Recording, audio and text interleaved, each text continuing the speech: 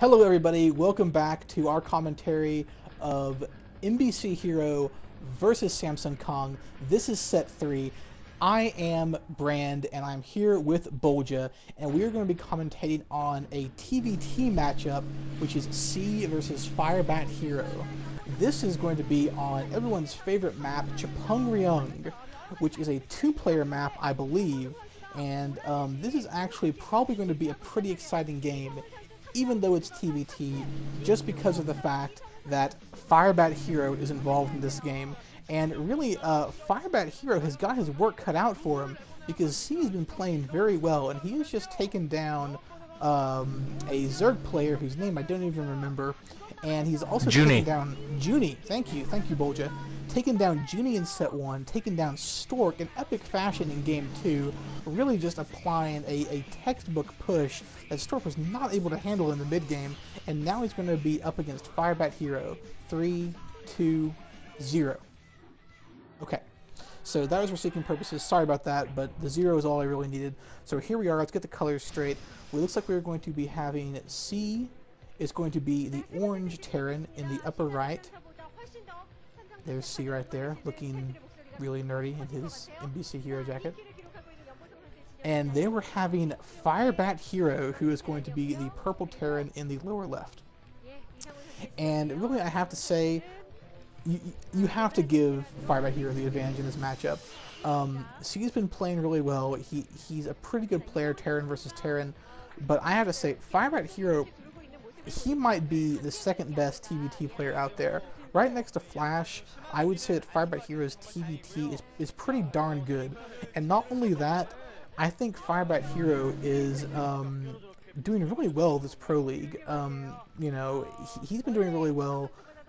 C's got to be tired. He just played a 30-minute game, just a really intensive macro game. It wasn't like, you know, that was just like an easy game. I mean, that was an intensive 30-minute game he just played. So really, I'm definitely going to have to give the edge to Firebat Hero in this game. Yeah, I'd have to agree. Also, it looks like the booths are at different temperatures. If you'll see, C is wearing just that sweatshirt, and he's sweating like crazy. And Firebat Hero has a parka and a scarf on.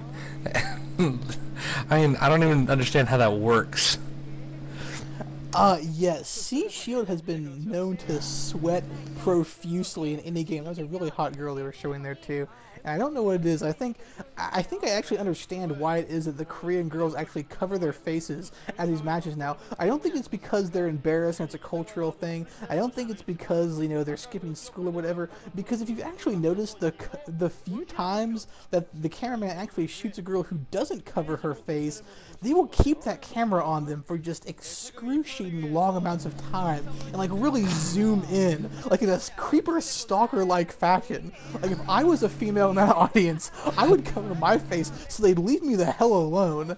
I mean, they can't just do a quick, you know, graceful once-over. I think they have some serious perverts who are filming these matches, because I've seen like a game where one brave girl decided not to cover her face with a sign or something, and that camera must have stayed on her for a good 30 seconds before she finally, like, you know, turned away like, that's enough, you freak. So, you know, I have to understand that. Anyways, let's get back to the game here. It looks like pretty standard openings from both players. SCV trying to do some good harass here for Firebat Hero in C's base, and C fending off pretty well, switching SCVs there to continue building his, I believe it's his factory there. Yeah, both players just going very standard build. It looks like only one SCV on gas for Firebat here, so he's probably going for a fast expand.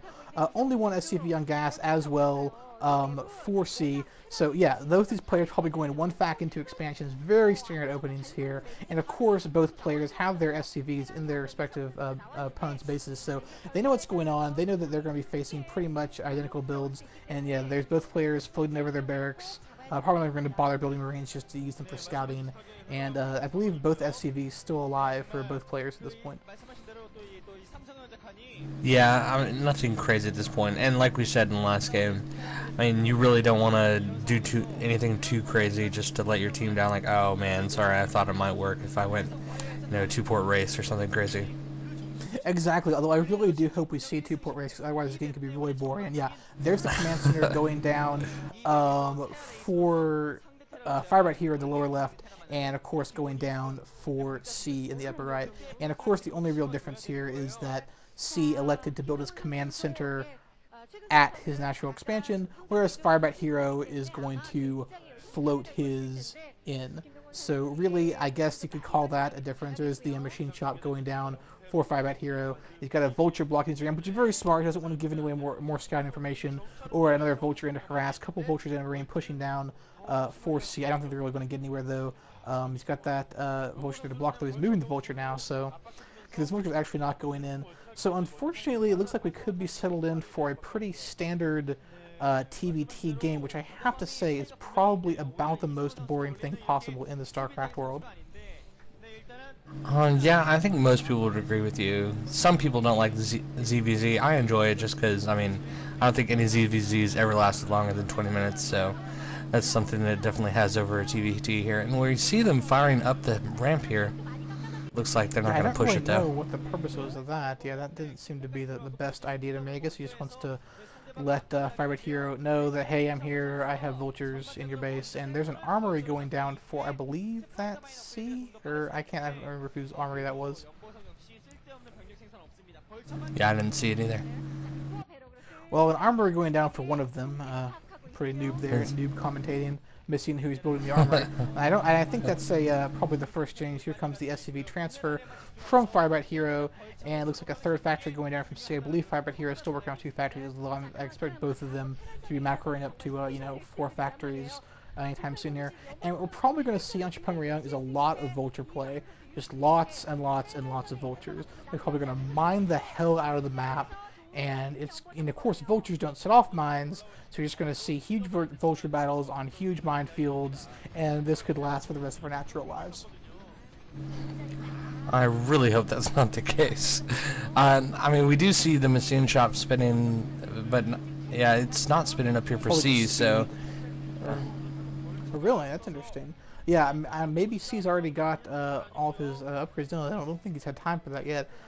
Yeah, I haven't actually seen any mines yet, and yeah, there's definitely speed for C already up.